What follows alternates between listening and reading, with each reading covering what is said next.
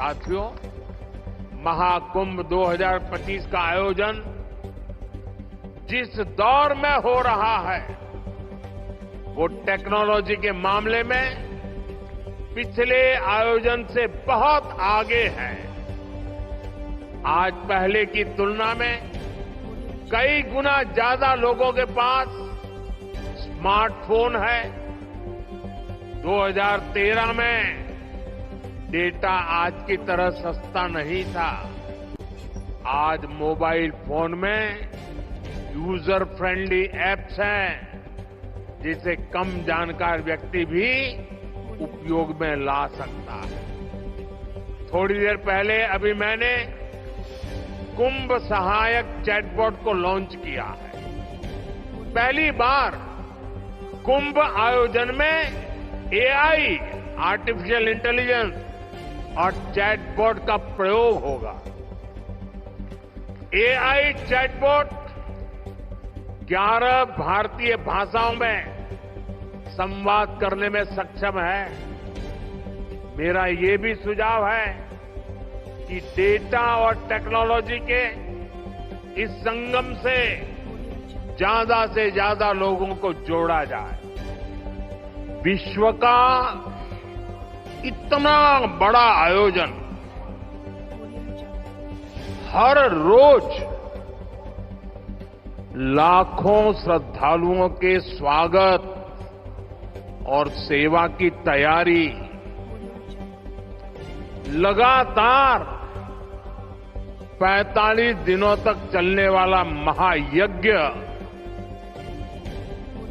एक नया नगर बसाने का महाअभियान प्रयागराज की इस धरती पर एक नया इतिहास रचा जा रहा है।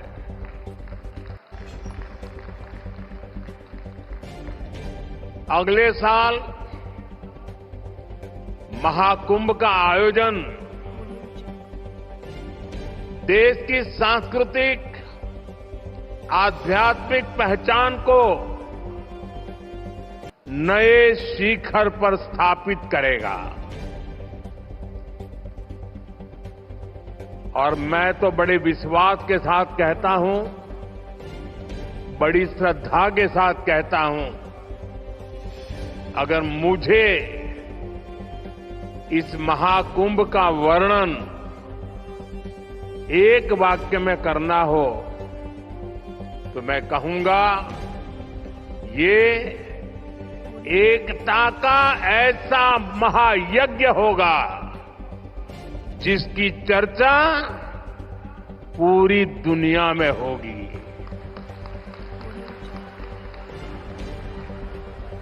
मैं इस आयोजन की भव्य और दिव्य सफलता की आप सभी को शुभकामनाएं देता हूं। साथियों, हमारा भारत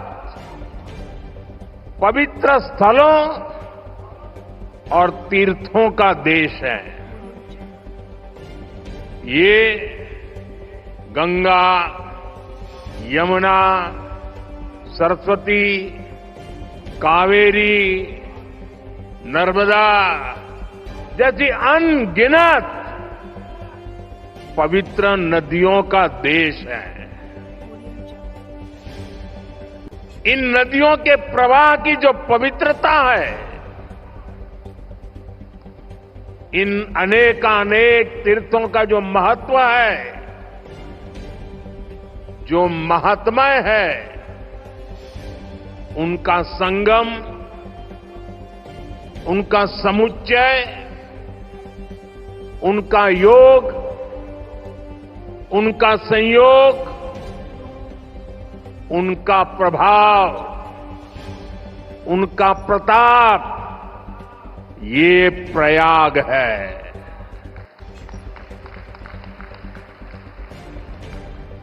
ये केवल 3 पवित्र नदियों का ही संगम नहीं है। प्रयाग के बारे में कहा गया है, माघ मकरगत रवि जब होई, तीरथ पति ही आव सब कोई।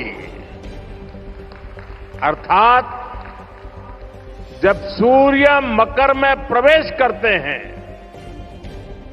सभी दैवीय शक्तियां, सभी तीर्थ, सभी ऋषि, महर्षि, मनीषी प्रयाग में आ जाते हैं।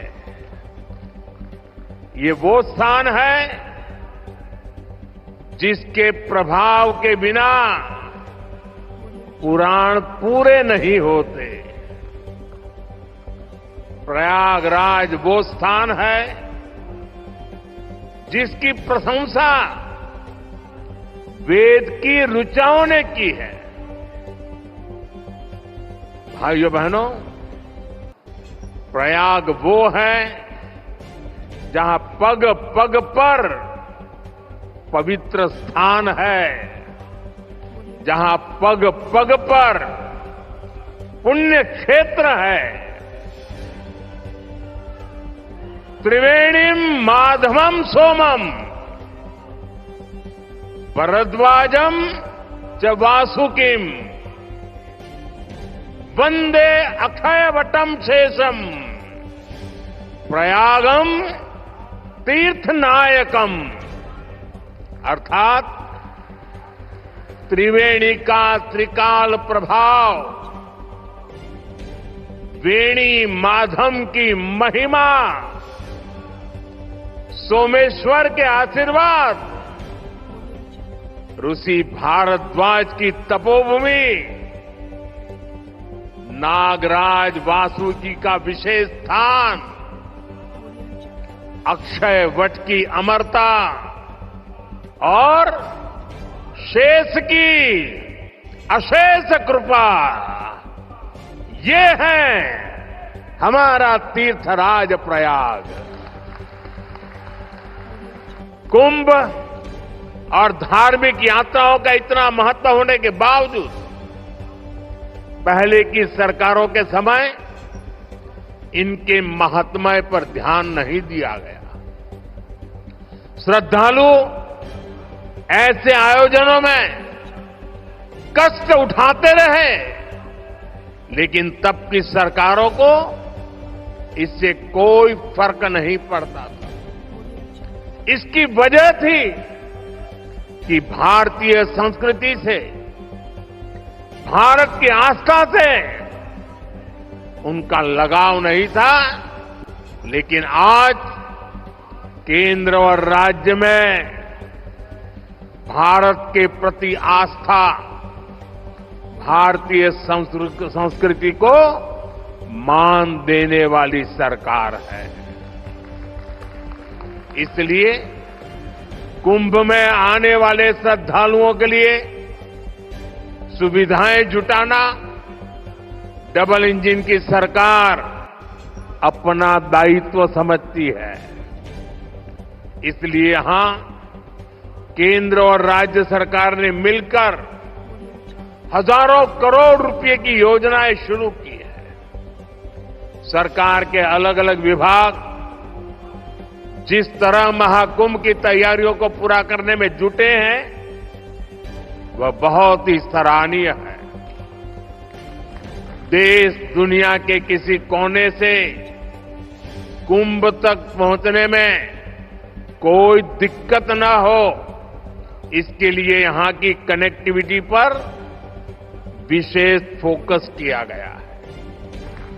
साथियों, महाकुंभ हजारों वर्ष पहले से चली आ रही हमारे देश की सांस्कृतिक, आध्यात्मिक यात्रा का पुण्य और जीवंत प्रतीक है। एक ऐसा आयोजन जहां हर बार धर्म, ज्ञान, भक्ति और कला का दिव्य समागम होता है। हमारे यहां कहा गया है, दश तीर्थ सहस्त्राणि तीस्र कोट्यस्तथा अपराह सम आगच्छन्ति माध्यातु प्रयागे भरतर्षभ। अर्थात संगम में स्नान से करोड़ों तीर्थ के बराबर पुण्य मिल जाता है। जो व्यक्ति प्रयाग में स्नान करता है वो हर पाप से मुक्त हो जाता है। राजा महाराजाओं का दौर हो या फिर सैकड़ों वर्षों की गुलामी का कालखंड, आस्था का ये प्रवाह कभी नहीं रुका।